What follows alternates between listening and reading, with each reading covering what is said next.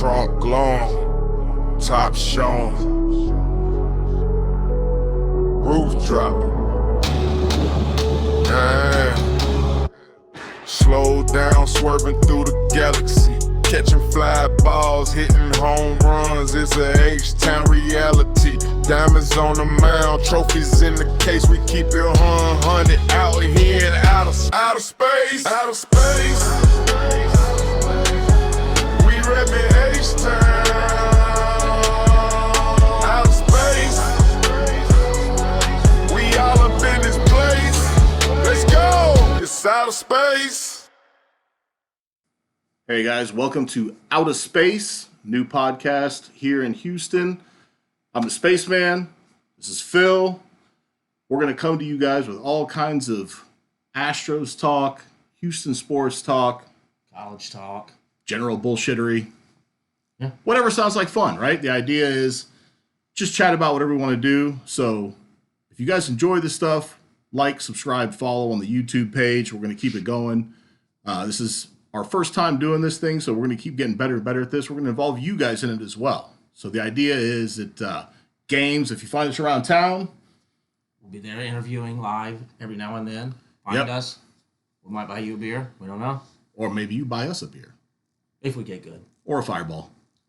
Do they have fireballs at the game? That's a later segment if I was Dana. So maybe not at the game, but at the bars before the games, we'll talk about that. Shout so out certainly Lobos. We'll get into there. All right, so let's kick this thing off, man. We're about a week into the season now. Right. So we missed opening day. Things happen, work happens, life happens. So we're kicking this thing off. And we got a few things we wanted to just get off our chest, talk about, get out there, see what you guys think about it as well. And so I don't know, Phil, you want to kick it off with what we're talking about, what we're thinking about? Yeah, so I kind of want to do okay, where were you? Spring training. We didn't make a whole lot of moves, just some more, fill out the roster kind of moves over the offseason. So where were you, let's say, mid-spring training, once everybody's okay, we're kind of looking healthy, we're kind of this. Where you were basically opening day, and then, okay, we're about 8-9 games in, and, where you kind of see the team from mid-spring training last year, off-season, to, okay, I've seen a little bit, not enough to make a full prognostication, but a little bit to see, okay, we might have some pieces here. Right? Man, I think last season ended on such a down note for most of us that it was kind of hard, right? Like we're a little bit pessimistic, I think, going into spring training. Health killed us, obviously. And I don't know. I think for the first time in about a decade almost, we're sitting there looking at it like, what's really going to happen? And is this season... It's not that, how much are we going to win the division by? It's, okay, well... Will we make the playoffs? Yeah. That's the reality. So, no, I think from where we were in spring training to where we are today is light years different, right? I mean, it's only been a week, but we're healthy. We're scoring runs in a way we've never scored runs in the last few years. Like, turns out you get rid of your hitting coaches like we've yelled at all year. Then and he went to the Rangers. So have fun with that, buddy. Maybe that helps a little bit, changing your hitting coaches up and your approach at the plate. So, well, I think, speaking of approach to the plate, I think that is one of the big catalysts right now is Altuve going, hey, I don't need to do everything. I don't need to knock it out of the park. I don't even need to. I'm going to be more selective at the plate, and I think that permeates through the rest of the team. There's Cam Smith, there's Lo Pifrito, there's younger guys like, Altuve's been in the league. He's got 2,300 hits. If he can do it and he can change it, maybe I need to look at what he's doing. Let me follow the leader on that, and let's see what I can do to enhance my – if I need to take more pitches instead of attack the ball, then, and it seems like I said, we got a lot more walks Altuve has. Insanely more walks. I think he's already at his main total from last year. Yeah, it's crazy. I mean, he's a guy, right, that we love seeing that first swing home run that he gets. Yeah. But we quickly forget how many first swing ground outs he gets. Correct. Super easy ground outs. Then he runs about 3 miles an hour to first, Yeah, never going to mind him missing a first pitch. That's okay, but grounding out and getting an easy out for one pitch is a little bit painful. Moving him down in the order, getting guys like Pena and Yordan. So it's a little bit less pressure to be that leadoff guy like Springer used to be for us forever. And it's like, okay, I'd even move him to fourth. But again, that's a later conversation for if I was Joe Espada. So that's going to come later when we talk about Espada and Dana. Dana and how they choose to manage this team, what they do out there. Right. No doubt about that. No, I think if you would have asked me at the beginning of or even mid spring training, what's your projection on the team? I would have been right around 500. Yeah. I've been a little bit above just because. I thought pitching was going to carry us, and it's quite the reverse. So who shows what I know? Exactly. And our pitching shows upside that we can still get out of them, considering they've started off a little bit rough. The hitting started off great. I mean, I think, realistically these days, I'm somewhere between 87 and 90 wins. Yeah. I think if we pull off that kind of number, we're going to be in a good position. Yeah. I'm still right there. Now I'm thinking, okay, we're hanging with the Mariners right there around 90, 91. But, if we fall off, injuries are going to happen. Age is going to happen with some guys on this team. So, I mean, wild card at 85, 86, division at 90, 91. I'm falling somewhere between that. I think that's reasonable. Medium. And I think, last year the Mariners caught lightning in a bottle. Probably. And they caught us with 21 guys on the injured list. And then in one World Baseball Classic, they threw that lightning away. Oh, I can't shake your hand. Okay, our teammates. That's it, right? We love to see the internal conflict. We don't let our guys play, and you guys can't even get along while you're playing. So, So let's bring Club Astros back. Right. Let's get the locker room back. Correa get the vibe going. Running the team the way that we need to run him out there, man. Yeah. Have fun, right? Correa's probably only going to bat 250, maybe 20 homers. He's not who he was before, but he brings that locker room presence. It's invaluable. Yordan will lead, but Yordan just doesn't talk. Unless there's a fight, I think that's when he's going to start talking, and it won't be with his mouth. It'll be with his fists. No, for sure. And look, you mentioned earlier, right? Cam Smith, Joey Loperfido, these guys, they're the future. Melton, Whitcomb. Oh, yeah, absolutely, right? If they may be in AAA, but they're still seeing what they need. They're going to get Whitcomb's up for the next 3 or 4 days because Paradis is out. So he gets that little taste. I mean, okay, this is what I need to carry back to Sugarland. Well, for sure. I mean, even with the challenges we have with Yiner, he's still one of the young guys, right? Oh, yeah. Yiner can still bring that energy and bring what we need out there, to change things up a little bit. And a lot of that, let's be honest, we've been missing that since Springer left. Oh, 100%. It's there was no doubt how much that hurt the clubhouse just in general. So, no, it's I think this year is looking a little bit more promising, I think, than the general public thinks. Right. I'm always very, very bullish on what we're going to do out there. So until I see otherwise, I always want. But I'm going to assume 100 wins blindly, but then I'm going to jump back. Yeah, okay. Well, I can see now. Okay, it's this. I mean, we got the pitching, but we got. I mean, I'm ready to hang the banner today. Let's go. I mean, who says why not? Yeah. Yeah. So no, look. I mean, I think outlook is really good for the team this year. Just stay healthy. I mean, honestly, if we stay healthy, everything should fall into place. Yeah, we're in a better place than we were last year. Personally, I think roster-wise.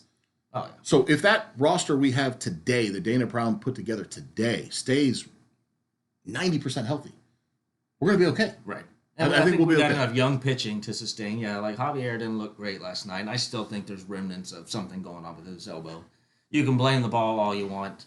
I mean, I just don't think his elbow was cleaned up properly. I don't think it's too dissimilar to what we've seen from LMJ in the past. Right. I mean, it's... well, it took him 3 years to... 3 years. Yeah. He were only one start in the season, but him abandoning the sweeper, and again, it's like Altuve going, hey, I might have been doing something wrong the last couple of years. I've been flying, cruising, doing what I want.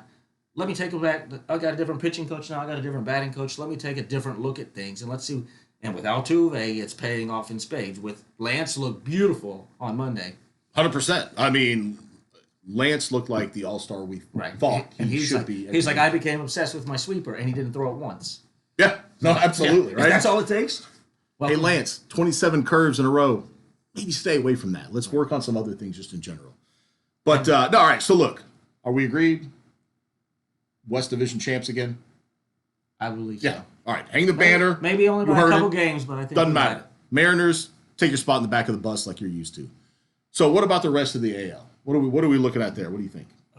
I mean, Yankees are looking real good. And you always think they're kind of the opposite of us. You would think, oh, you got a bunch of mashers. They've given up 8 runs in 7 games. Yeah. So they're doing the opposite of us. We're scoring, which we thought we'd be all pitching.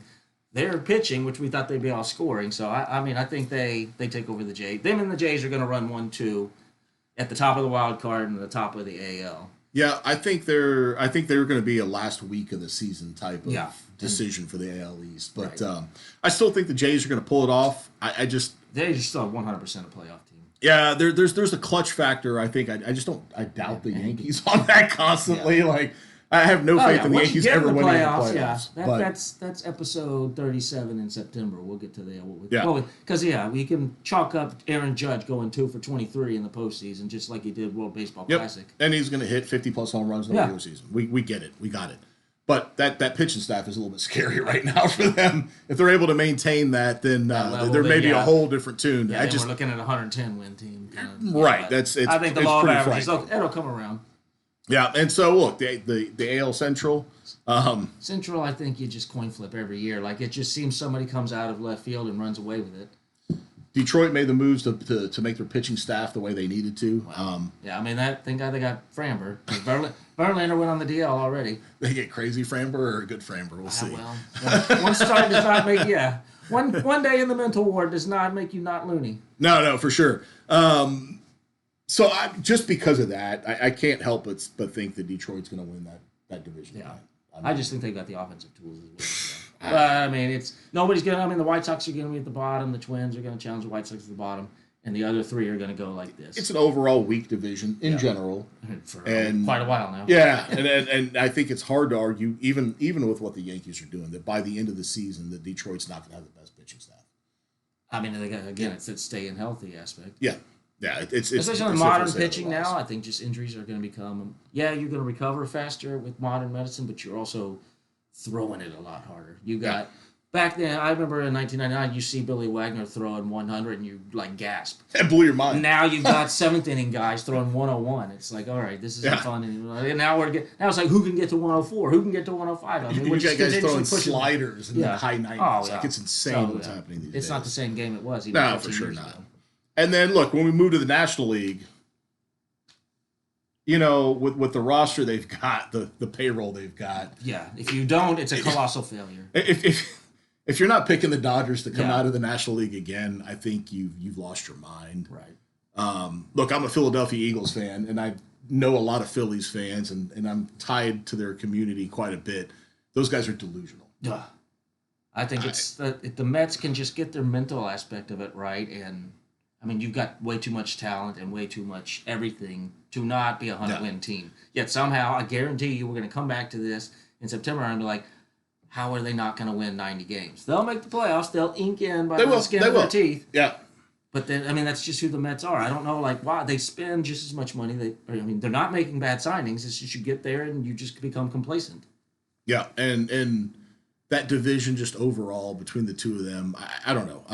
I just feel like there's not the depth on their rosters from top to bottom when they get in the playoffs to really compete. Right. And I think it's played itself out, right? I mean, the Phillies last year, there's no reason why they should have failed the way they did. Right. Blew my mind, honestly, to see how bad they performed. Truly one of the biggest letdowns, and I don't anticipate anything different. And frankly, Atlanta might sneak up this year. Yeah. I mean, you got 7 wild card teams now? Yeah, we got more teams. So, I mean, half the league makes it nowadays, so you just get hot at the right time, you make a good midseason acquisition. Yep. And, And then the Central, Milwaukee most likely. They're going to be there again. The Cubs are spending the money, but the Cubs are just a funnier version of the Mets. Yeah, and I don't know if they're spending the money in the right places. Yeah, Bregman was a good signing when you let Tucker walk. I mean, when you're in that big old market, you're Chicago, you're New York, you're LA, you need to spend all the money you can. You should have kept Tucker, you should have kept Bregman, and then you got Dansby's on a low contract. And look, as much as we all love Bregman here in Houston, that salary they're giving him up in Chicago, I have a hard time justifying giving it to him over are. Tucker. I mean, Tucker was always going to max it out. That's why we got rid of him when we did. We were never going to pay him what he deserves. Yeah. But we just can't do that. Now, letting us let everybody walk wouldn't have been me, but again, later segment. Yeah, no, absolutely. So I think we're agreed pretty much across the board on what six teams are looking at winning the divisions. The realistic, the divisions, it's the wild card, who gets hot at the right time. The wild card's always, but I mean, it should be the Dodgers, and then it should be one of the Astros, Blue Jays, or Yankees. Or Yankees. That's my view as well. Yeah. The Dodgers, the Brewers will give the Dodgers, a thorn in the side, but I think that's about all the Brewers and Mets and Cubs are capable of, just being a thorn in the side. Look, and I hate to be that guy, but out of the American League side of things, out of the three that we just mentioned, I still think the Astros are third in that. Oh, list right now. 100%. I mean, we're not there. We need to prove ourselves. Right. The last 2 years have not been great. Get things, and then make a good trade. 100%. 100%. All right. So, because this seems to be a topic that like you and I get into all the freaking time, and I kind of punt on it quite often. Put yourself in Dana Brown's shoes. Oh, you don't know.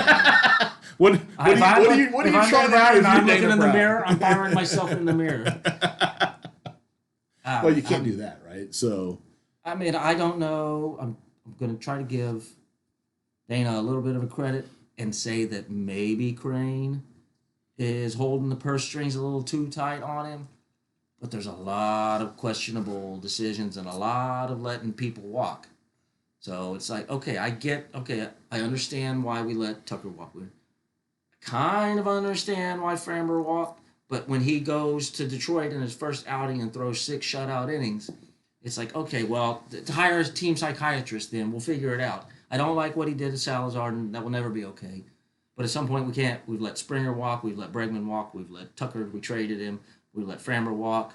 Like, at some point, you got to pick one of them. I mean, I just think fundamentally, right, Crane just doesn't have those types of deep pockets. We don't have the crazy media contract deals that some of those other teams do. But you also, it's a harsh reality. neither does a lot of other teams either. And they still, like, the Indians are making good signings. They take care of their guys. You got to do it at the right time.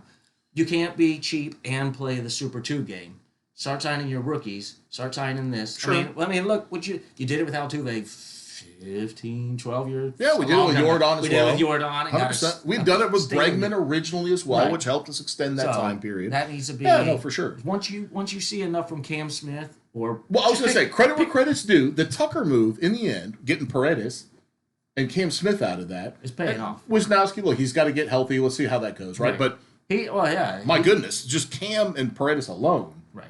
Compared to having Tucker on the team today, I think we're in a better place. Oh, 100%. So I'll give Dana all the credit in the world for that. Yeah, I would give credit where credit is due, but like I said, there's a lot of more minuscule decisions, too, that should be nitpicked.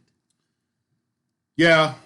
No, that's true. And look, the bane of my existence is Joe Espada. Well, I was just going to say, if I'm Dana, that makes you Joe. So, Joe, how would you handle things? So Joe in the revolving lineup cards drives me up a wall. And who did you learn that from? Yeah, well, we know, Mr. Sweatbands. But part of that is with what I do professionally, I'm deep into statistics. I'm deep into numbers and how those things work. And looking at what he does, sometimes I think we're taking a little bit of a casual approach to it. It's real lazy to me and easy to say lefty on lefty. Right, which they're doing with Loperfido every day right now. We need to switch the pitcher up and have a lefty-righty. Right. Well, how does that make the batter feel? Right, because then you got a young guy. Like, you traded Loperfido away. Then now you got him back, and now you're like, oh well, you're not good enough to play every day. So he's not getting his bats. He's not getting. So then in May, when he's only got 80 at bats, it's like, okay, well, he's not even getting in mid-season form because you're only playing him every other day. Right. Yeah. No, I mean, I think that's a huge challenge. And I think, sometimes these guys can get caught up in the nuance of the numbers. They're like, oh, well, look, the stats say that if you go lefty on lefty, you are 12% better, whatever. Just throw a number out there, something like that. But what does the stats say about consistency of lineups? And I don't know. I don't have that answer. But I would like to know. Are we looking at that, right? You can't tangibilize that. Possibly, right? But it's one of those things that, if are you gaining 12% to lose 20%? Right. Like, if Yordan knows if he's healthy, he's going to the number 2 spot in the lineup. Pena, like, that consistency, you start preparing for that because you're like, okay, if Pena's on, I'm probably seeing this. So you plan especially the first inning, you plan your game out that way. So, yeah, no, I'm not going to argue about, like, 7, 8, 9 in the lineup. You definitely have to mess with the catcher, with Cam, with Lopey, with all of those guys. But, yeah, like, 1 through 6, don't move it up, down, left, right, because then you're just screwing with everybody. Yeah. Like, 1 through 5 should be the same just about every single day. We should literally, Stevie Wonder should be able to walk to a chalkboard backwards and put 1 through 5 in. Yeah, 100% agreed. It's oh man, I don't know. The number of times I think I've probably texted you over the last couple of years of just what the hell is he thinking? Just blows my mind, and right or wrong, we'll see how it plays out. I know a lot of people like to sit there and say, look, Joe made the most out of a horrible situation with a million injuries, and I'm never going to discount that. I agree completely. Like, I think what we got he faced was bad. We also had a sour taste in our mouth from Dusty doing the same thing. Like, I think we, out of 162 games, we used like 120 different lineups. Yep. And that wasn't injuries. And that's the thing. I think with Joe, because of the injuries we've had, it's hard to criticize too much, even though I really want to. With Dusty, we were healthy. Right. Yeah, you had no excuse. Let's not get it wrong. We won the World Series, right? But because of him or in spite of him? You could argue. Also, how many more wins could we have had? Right. If and we had been on a the little easier bit more path, safe. yeah. Correct. So that's one of those things that I don't know, I go back and forth on that stuff all the time. Like, I don't want to overreact to it, but I also just think, like, are we overcomplicating things? Like, and that's what... You can take analytics too far sometimes. Yeah, right. And this is totally what baseball used to not be. Like, you used to... Everything, don't make the third out at third. They're like simple things that we're just not following because it's like, oh, well, this nerd up at MIT who's never seen a baseball in his life says, let's do this because an Excel file said so. No, there's got to be some panache to a manager's. Like, the gut still has to be it.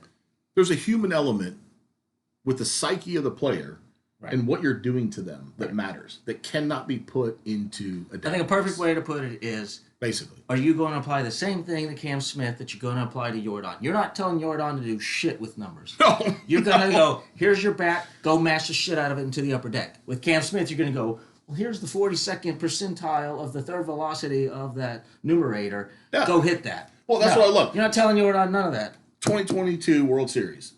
Game 6, the home run that Yordan hit. We got 2 guys on base. I think it was 2 on base at that point. And I'm sitting there at the game, and the minute that happened, I started yelling, they're going to have to pitch at him. And I got excited. I'm like, they're going to have to throw him a pitch to hit. Right. And what did the Phillies do? They immediately put in a left-handed reliever. They said, we got a left-handed hitter, left-handed reliever. Right.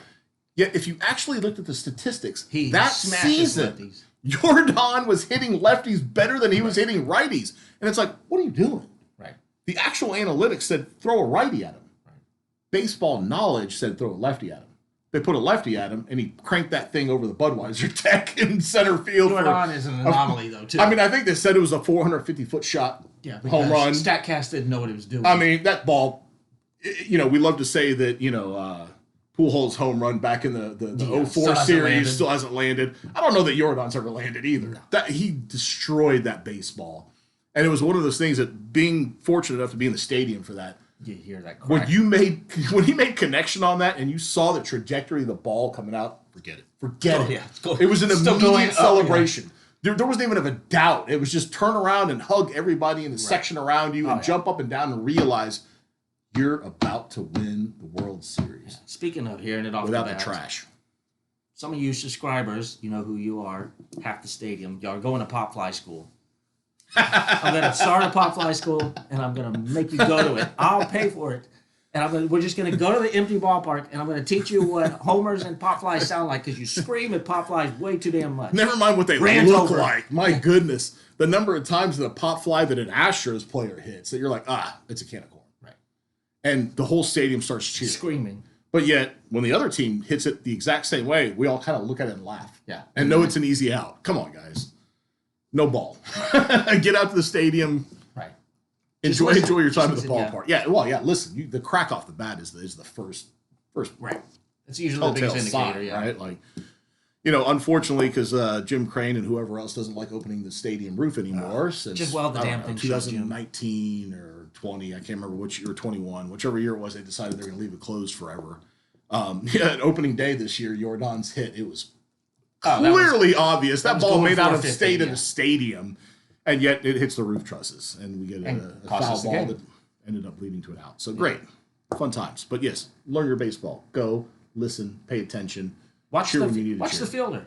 If his first step's in, it's not going out. That's right. You'll see the reaction pretty easily. All right, so what else? What else do we have going on these days in baseball? I don't really know. I mean, we talked about the Dodgers earlier.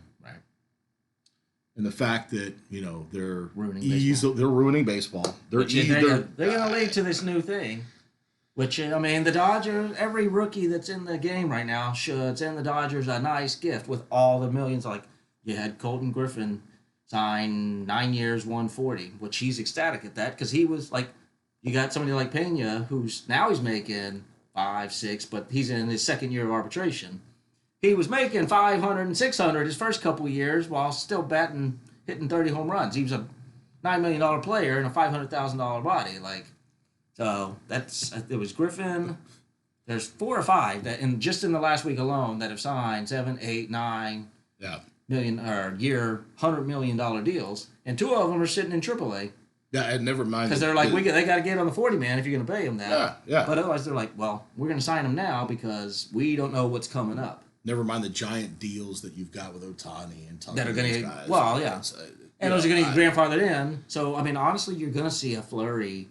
Now, yes, let's do the rookies because they are not going to bat an eye. You give them anything with 9 digits in it, they're accepting it. Oh. You can say 25 years, 100 million, and they're going to go, all I see is 100 million. Sign me up. Let's do it. Done. Family is set for life. Grandkids, great-grandkids, everybody. Generational money in one signature at 19 years old, like the Griffin kid. 100%. Yeah, and look, I think when the season ends and we come to the owners' meetings and the potential lockout, then that's when the rubber is going to hit the road. And I think that's coming. And I think those are going to be future discussions for us later this season as things progress. Right. But I think it's hard to look at what's happening in baseball right now and not imagine that there's going to be a lockout coming.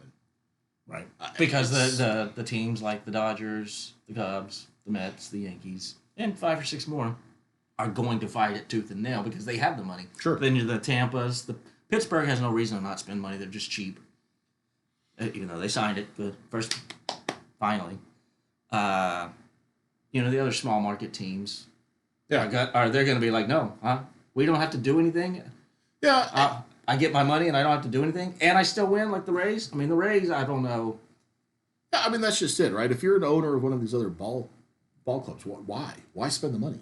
The incentive isn't there. The value of the brand behind the MLB continues to increase. Oh, yeah. So if you're the owner of the Pirates, Pirates... all these teams are worth Sure. They're insane. And you only got to spend 30? So if you're the owner of the Pirates, you said, look, I bought this team 20 years ago, right? Honestly, I don't know how long some of these guys... I don't know but for $500 million, I don't know, billion at this point for some of them. Right. Who cares? You bought this team, and the value of the team keeps increasing, meaning your investment keeps increasing. You need to run your P&L for your baseball team to be at least break even. Right. More or less. And I got to think there are regional sports contracts they're playing, they're minimal salary. So you're really breaking even on that. Correct. We all want to win, right? No doubt. But if you're the some of those owner owners of a team, don't give a shit, though. To the owner of the team, winning is making more money. Right.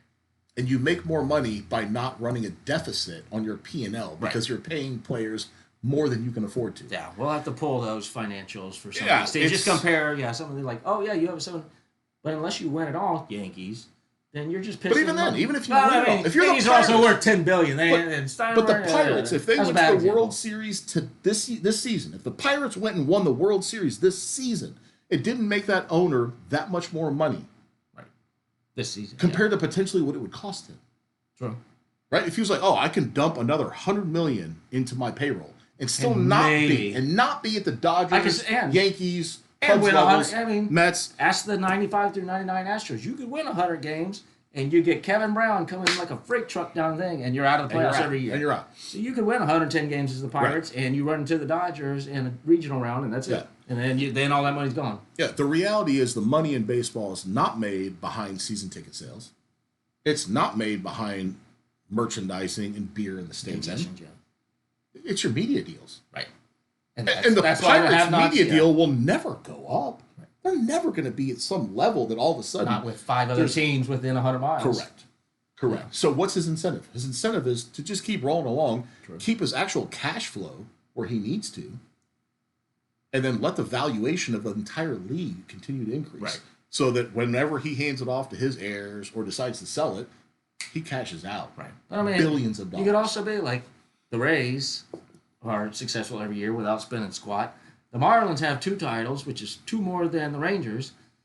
But they spend a ton of money to get and then those. they fire sell it. They don't even spend a ton of money. They have those 2 they seasons. hit. Those 2 seasons they did. No, they hit on a lot of rookies. Yeah, but they spent some money those seasons too. Well, the first one they hit on a lot of rookies. That's Nobody true. spent any money in the '90s. You spent it like on it's all relevant. one player. Yeah, it's all 24 supporting cast. Yeah, no doubt. But no, I think that's a fundamental problem that baseball is going to have to deal with this offseason. and that's what I think the CBA is kind But of it's going to be a necessary. fight, right? When you talk about the Yankees, the Braves, the Cubs, the Dodgers, It's the have and the have-nots are never going to change. Yeah, these massive teams that have they have finances beyond what the rest of us can imagine. Right. As much as we love our Astros and we love what they've done and the success we've had has not brought Jim Crane the amount of money that these guys can touch. It's not even remotely comparable right now. And we've had that success. Right. So to argue that, just win. No, that's a fan thing. And I love that. And yes, just win as a fan. Right. But as a business owner, doesn't make sense necessarily if it's not going to pay off because you can't get those media deals right. I mean, that's the only thing you can kind of be like the Astros and win consistently over a 10-year span. Then you'll get the media deal or a better media deal. Absolutely.